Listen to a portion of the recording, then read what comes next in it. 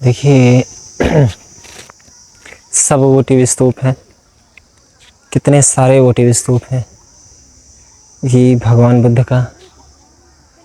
बुद्ध कई सारी कलाओं में बैठे हुए हैं, लेकिन वो सिंहासन टाइप कुछ लग रहा है यार, क्या हो सकता है तो जाने के बाद ही पता चलेगा। और धूप बहुत तेज हो चुकी है, बहुत ही ज़्यादा तेज हो चुकी है। हवा भी बहुत तेज चल रहा है यार। एक तो ये माइक पता नहीं कैसा है कि नॉर्मली बात करो तो आवाज़ भी ठीक से नहीं आता, ज़ोर ज़ोर से चिल्लाओ तो दूसरे को डिस्टरबेंस होगा, इसलिए हम बोलते नहीं हैं। ये ऐसा लग रहा है जैसे कोई कोठरी रही होगी, वहाँ से बंदा घुसता होगा, और ये शायद हो सकता है ये उस टाइम के गुरु का चेम्बर रहा होगा यार। लग ऐसे ही रहा है मुझे, क्योंकि अधिकतर चेम्बर ऐसे ही होते हैं आज भी।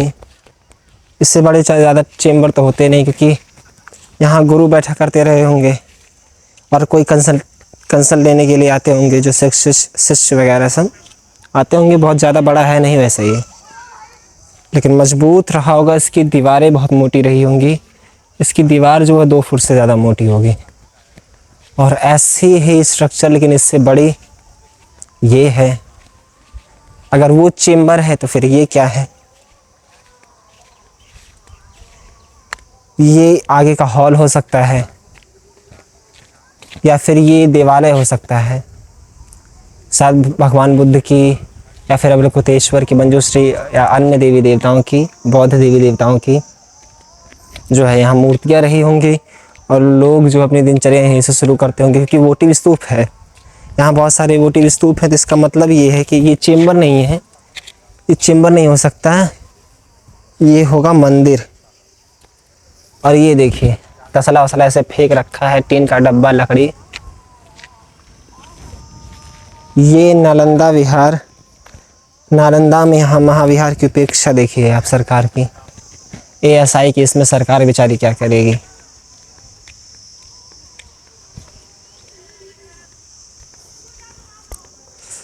देखिए ये बेल खाकर कोई फेंका है। ये थोड़ी चमकदार, ये वाला स्ट्रक्चर चमकदार लाल पत्थरों से बना हुआ है ऐसा लगता है। गर्मी बहुत तेज है, धूप बहुत तेज है। उधर देखिए आप, यह देखिए बोतल, वो भी कोई स्ट्रक्चर रहा होगा, लेकिन उसको खोदा नहीं गया है। सच कहूँ जितना घूमा है उसे देखकर लगता है कि नालंदा को भी और खोदा जाना चाहिए, बहुत कुछ निकल सकता है। सामने ये क्या है भाई? ये कोई बहुत पुराना स्ट्रक्चर नज़र आता है। ये देखिए आप,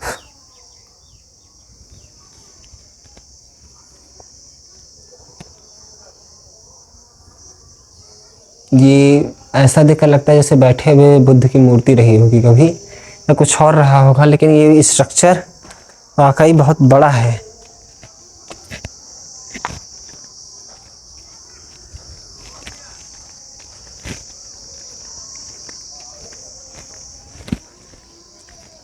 ये देखिए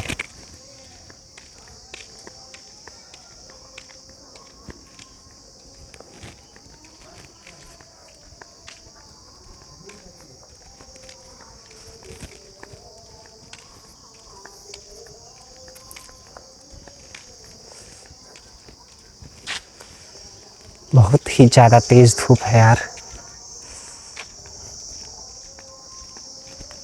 और ऐसी जगह पर पेड़ भी नहीं लगा सकते, क्योंकि जड़ें जाएंगी तो फिर इनकी ईंटों को बर्बाद कर देंगी। ये कितनी बढ़िया नक्काशी की गई है। ना मीडिया इस चीज़ को ग्लोरीफाई करेगा, ना हिस्टोरियंस। सबको मेडिवल हिस्ट्री में ही इंटरेस्ट नज़र आता है। आंखें फूट जाती हैं लोगों की ये सब देखते हुए।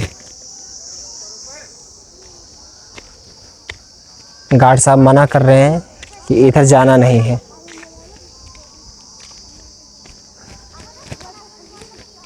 और वाकई लाजिम भी है क्योंकि ये वोटिव स्तूप है सब, और स्तूप जो है बुद्धों की निशानी मानी जाती है, तो वहाँ जाने नहीं देंगे। और देखते हैं आगे। चलो। अंदर अगर जाने देते तो देखने में नज़र आता कि क्या है कैसे है। वो जगह तो हमने पूरी घूम ली है। विहार संख्या 1, विहार संख्या 3 में जो मेन है उसमें जाने नहीं देंगे। चलते हैं आगे। ये सारी चीज़ें क्या हैं कुछ समझ में नहीं आ रहा है यार, कहीं लिखा भी नहीं गया है कि क्या है ये। स्ट्रक्चर से कुछ अलग ही नज़र आता है। ये भीतर जाने का है लेकिन कहीं खुला भी तो नहीं है।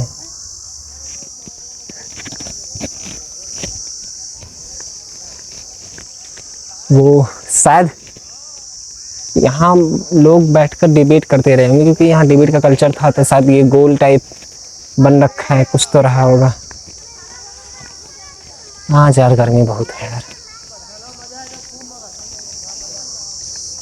इधर देखिए खाकर पैकेट फेंक रखे हैं।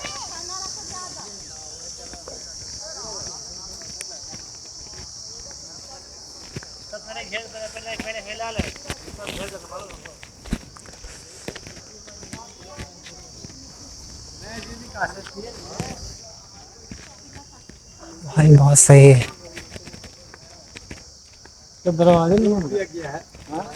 चढ़ने तो नहीं देंगे लेकिन पूरा खंडहर इसको बना के रखा है। इन लोगों ने लिख भी रखा रुइंस ऑफ नालंदा, तो रुइन से ही बना के रखा है। अरे जब अब तो इसको संजो कर रखो, कोई सा भी पत्थर कैसे भी पड़ा है, ईंटें बिखरी पड़ी हैं, उसको संजोएगा कौन। खैर यहाँ देख लेते हैं क्या लिखा है। ये मंदिर संख्या 12 है।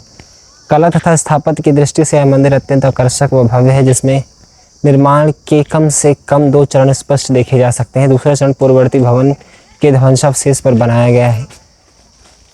जो सबसे अभी जो दिख रहा है स्ट्रक्चर वो पहले डिस्ट्रॉयड हुए पार्ट के ऊपर बनाया गया है, ऐसा इस लेख में कहना है। प्रथम चरण के मंदिर की बाहरी दीवार अर्ध स्तंभों, सजावटी उभारों तथा आलों से युक्त है।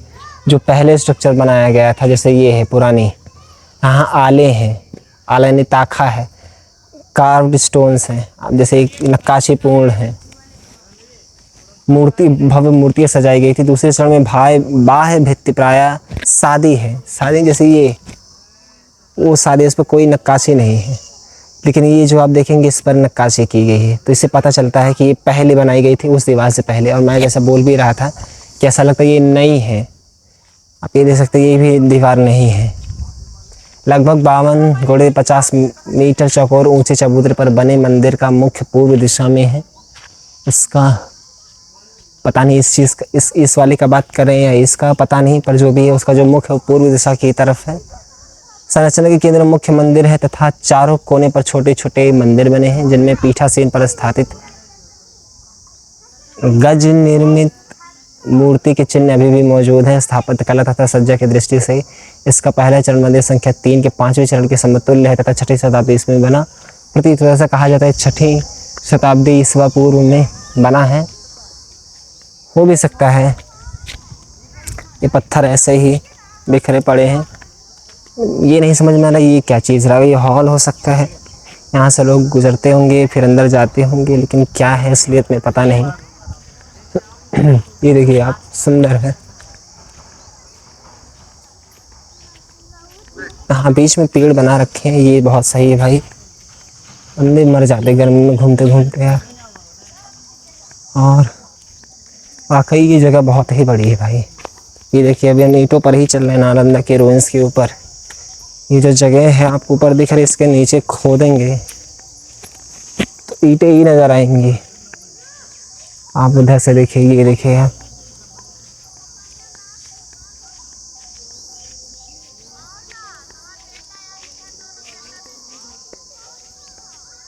वो नक्काशी देखिए यार कितना बढ़िया बना हुआ है।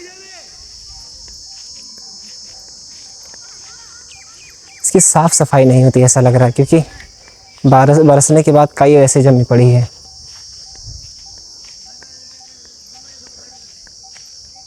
हाँ, इसको सही से कर रखा, टीन लगा रखा है।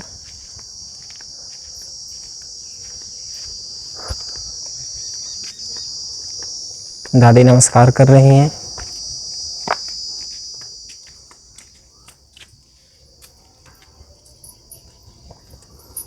ये का कुछ तो रही होगी अपने काल में।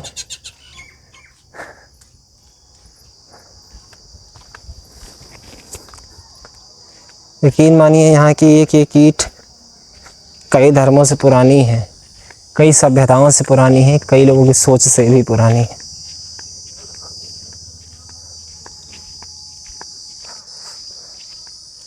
ये छोटा सा कुछ तो है जिसके अंदर ग्रेनाइट, और ये बौद्ध शिल्प का बहुत बढ़िया एग्जाम्पल है, क्योंकि आप उधर देखिए वो कमल बना हुआ है और शायद इसके ऊपर बुद्ध की मूर्ति रही होगी। क्यों मैं ऐसा कह रहा हूँ? क्योंकि जो बुद्ध कभी भी दर्शाए जाते हैं तो जिस पर वो बैठे होते हैं अक्सर वो कमल के रूप में दर्शाया जाता है। आप ये देख सकते हैं। और ये जो बाहरी ईंट, इस तरफ की ईंट सब पुरानी ईंटें हैं। आप ये देखिए कितनी लंबी ईंट है, कितनी लंबी ईंट है इधर से वहाँ तक।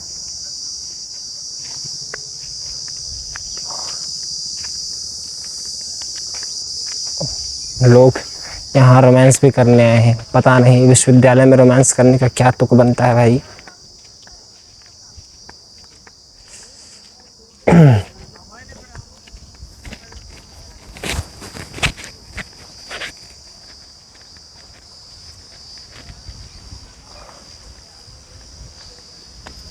यकीन मानिए कि हवा चल रहा है, गनीमत है, नहीं तो फिर बहुत दिक्कत होता है यार, बहुत ही दिक्कत होता है। जिस प्रकार से आज धूप है बहुत ही गर्मी होती, नहीं तो।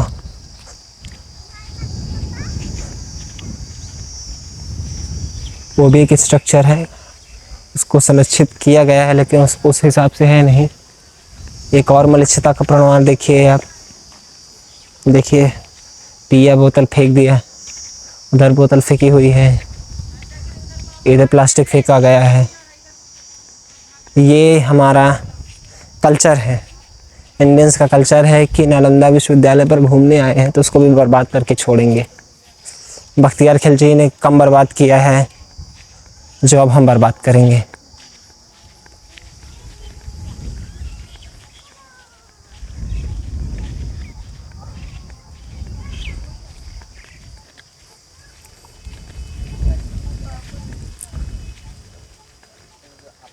ये कोई स्तूप नज़र आ रहा है, ये स्तूप टाइप का भाई। पढ़ते हैं, देखते हैं क्या, हाँ कुछ अभिलेख में लिखा ही होगा। पता नहीं क्यों इस साइड को नहीं खोदा गया, इतना ऊंचा है ये, इसको भी खोदा जाना चाहिए क्योंकि कई सारी संरचनाएं निकल कर आ सकती हैं।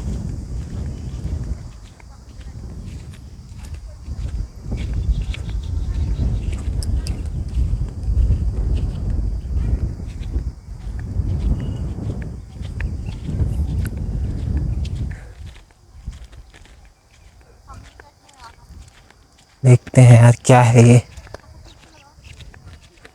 ये देखिए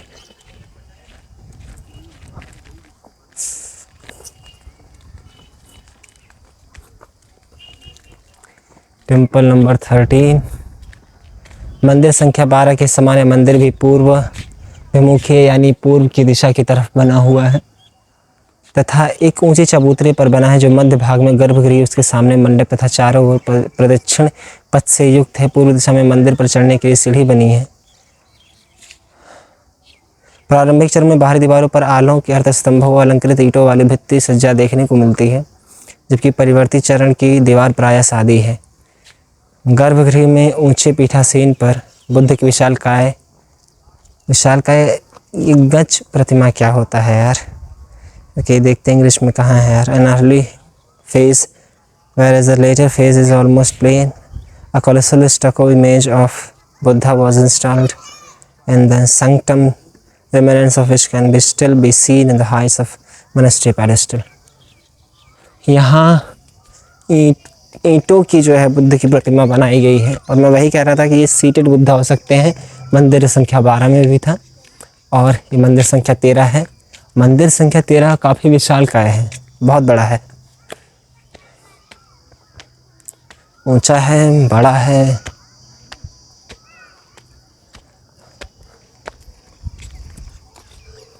और इसके ऊपर आने के बाद पूरा जो है नालंदा महाविहार साफ देखने को मिलता है।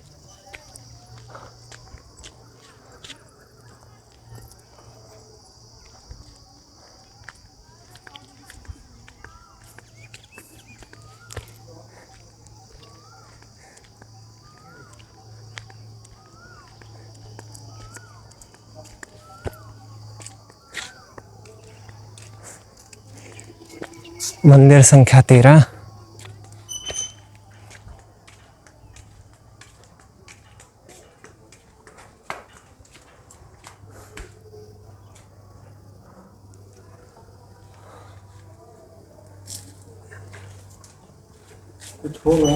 ये था गर्भगृह जहाँ पर बुद्ध की मूर्ति रखी हुई थी। Buddha image was installed here. और ऐसा देख सकते हैं सीट के रूप में कि ये सीट नज़र आता है हमें ये। और यहाँ पर बुद्ध की एक विशालकाय प्रतिमा रखी हुई होगी जो इस दीवार से हो सकता है थोड़ी सी जितने आकार का ये स्ट्रक्चर लग रहा है 10-20 फीट से ऊंची ही प्रतिमा रही होगी। और बहुत ही ज़्यादा विशालकाय की स्ट्रक्चर है ये। मंदिर संख्या 13 बहुत ही बड़ा है। अन्य सभी स्तूपों से, अन्य सभी मंदिरों से ये बहुत बड़ा है।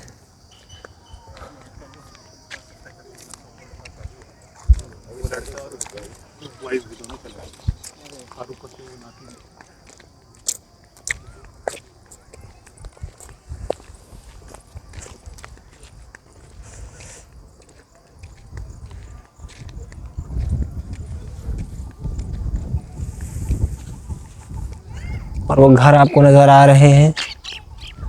ये जितना बड़ा स्तूप है उतने में वहाँ 10-15 घर बसे हुए हैं।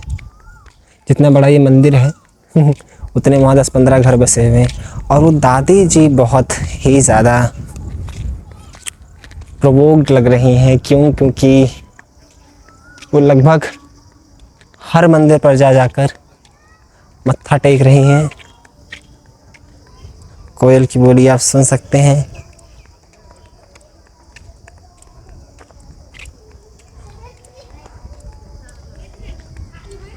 बहुत ही पुराना ये महाविहार बहुत ही सुंदर रूप से सजाया गया है, संभाला गया है। सजाया इसलिए गया क्योंकि सुंदर रूप से बना था। अब सुंदर रूप से बना था, सुंदर रूप से सजाया गया है।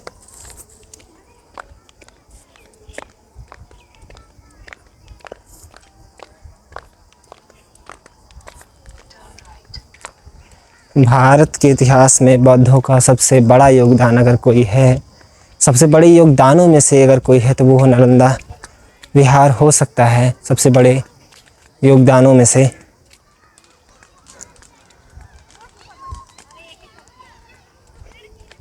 बहुत खूबसूरत जगह है ये।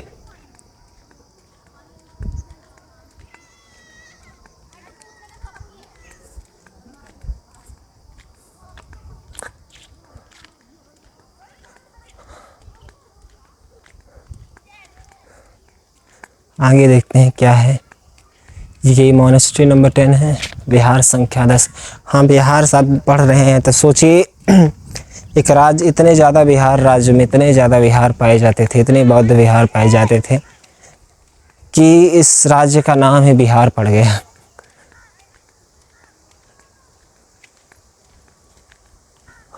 एक आदमी आराम से लेटा हुआ है। शायद उधर जाने का अलाउ नहीं है, नहीं तो पता चलता शायद वो सारिपुत्र का स्तूप बना हुआ है। कहा जाता है सारिपुत्र का जन्म जो है वो यहीं हुआ था। उधर भट्ठी है, उधर घूमने का कुछ है भी नहीं। Monastery number 11।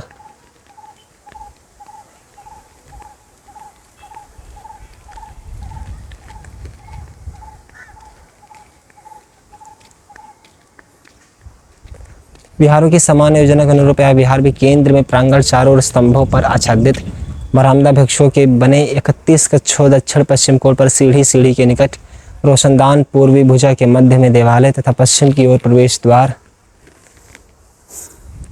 पश्चिम की तरफ प्रवेश द्वार आदि लक्षणों से युक्त है। इसकी विशिष्टता बरामदे में लगे पाषाण स्तंभों के अनेक खंड हैं जो अपने मौलिक स्वरूप में आज भी खड़े हैं। वाह! सीढ़ी के निकट दीवार में बने धरण छिद्रों को देखकर सहज अनुमान किया जा सकता है कि बरामदे की ऊंचाई 2 मीटर से कुछ अधिक रही होगी। इस विहार के आंगन में कुआं नहीं मिला है तथा दीवारें प्रदक्षिणा पथ से युक्त है। तो ये जो है ये भिक्षुओं का निवास स्थान हुआ करता था ये, और ये पिलर ये बरामदा हुआ करता था। जैसे मैं बताता हूँ कैसे क्या है मैं बताता हूँ अभी आपको। जो ये है बरामदा भाई। जो पिलर हैं इस पर ही बरामदे टिके हुए करते थे। ये बरामदा है, इधर से बरामदा होता हुआ उधर तक जाता था। चारों तरफ बरामदे थे। उन बरामदों के अंदर जो था वो भिक्षुओं का रहने का निवास स्थान हुआ करता था। तो ये है, हम कह सकते हैं कि ये है जो भिक्षु रहा करते थे, इनका ये हॉस्टल रूम जिसे हम कह सकते हैं ये हॉस्टल रूम है। और ये पत्थर आज भी वैसे ही खड़े हैं, बरामदे के पत्थर आज भी वैसे खड़े हैं। ये हॉल है, शायद यहीं पर डिबेट हुआ करती रही होगी या कुछ और हुआ करता हुआ होगा। बारिश के मौसम में ये एकदम बहुत अच्छा लगता रहा होगा। एक तरीके से कह सकते हैं आप, जैसे दक्षिण भारत में घर बनते हैं कि बीच में जगह छुटी हुई होती है, बारिश का पानी गिरता है, सेम वैसे ही ये भिक्षुओं के निवास स्थान है।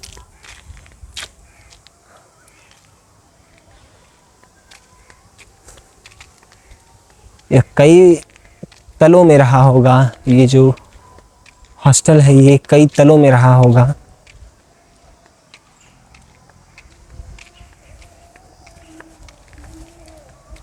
और सुंदर है, लेकिन इसका एंट्रेंस कहाँ से है ये अभी तक मुझे पता नहीं चला है कि इस हॉस्टल में घुसते किस तरफ से थे। शायद जिस तरफ से घुसे हैं उसी तरफ से घुसे होंगे, घुसते रहे होंगे। इधर बीच में देखिए तार पड़ा हुआ है, तार गिरा हुआ पड़ा है।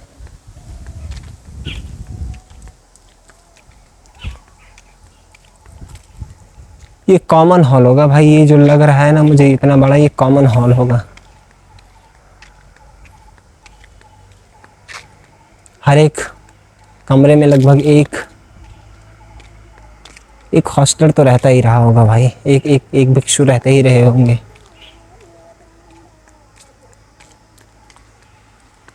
इंजीनियरिंग का एक अद्भुत नमूना है ये।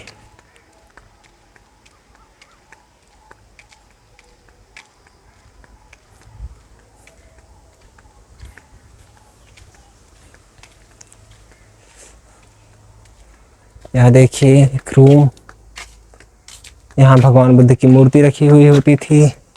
लोग यहाँ मेडिटेशन करते थे, लेकिन आज सरकार ने इसे उपेक्षित रख छोड़ा है।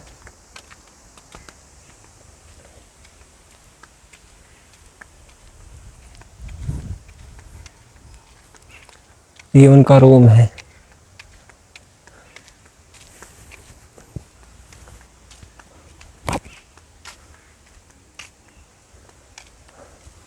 जैसे नालंदा है वैसे ही तेलहरा और उदंतपुरी है।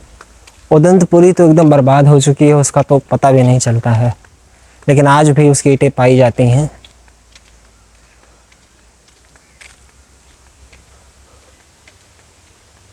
काफ़ी बड़ा हॉस्टल रहा होगा यार ये।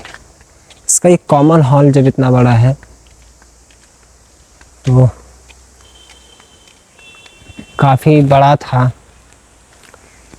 ये गेट हो सकता है, यहीं से ही बौद्ध भिक्षु लोग एंटर करते होंगे। और ये बरामदा पूरा, इधर से बरामदा आप इमेजिन करें, बरामदे के जस्ट उधर कॉमन हॉल, और ये जो ऊपर ऊपर देख रहे हैं आप, ये सारे रूम हुआ करते रहे होंगे बौद्ध भिक्षुओं के, जो भी यहाँ पढ़ाई करते होंगे। और जो वो आप देख रहे हैं वो संरचना शायद वो सारिपुत्र की जन्मस्थली है, वही उनका स्तूप है।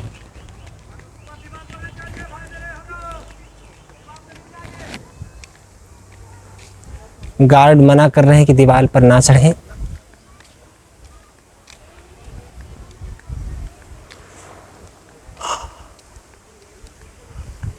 थोड़ा विश्राम, उसके बाद फिर से वीडियो में वापस आएंगे।